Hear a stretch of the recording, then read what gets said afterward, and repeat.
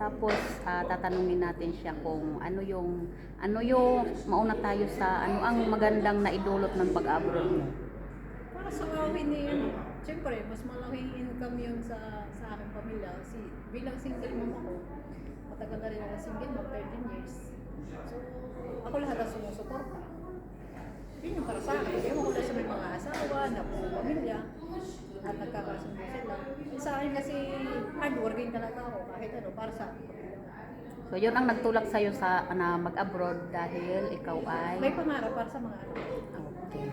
Tapos ano naman ang hindi magandang naidulot sa pag-abroad mo, meron ba?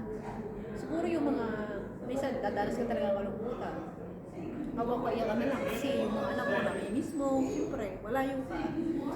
Kailangan mo tiisin yun para sa kanila. Naibigay mo na yung mga pangailangan. O para sa Pilipinas kasi lalo na ngayon, ang mahal ng mga bilihin sa atin. So hindi naman talaga sasapat. Kaya pinili ko dito talaga sa abroad ko.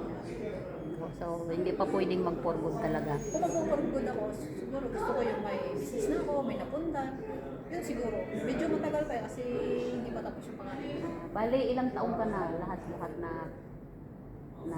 nasa ibang bansa?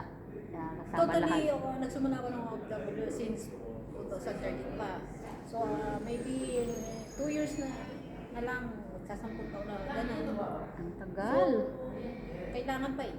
Yun yun. Ayun. Yan ang reality ng buhay ko. Yung pa sa ibang kapwa sabi natin, kasi iba-iba naman tayo. Okay, yan mga kaenday ang ating panayam sa isang kapwa natin OFW.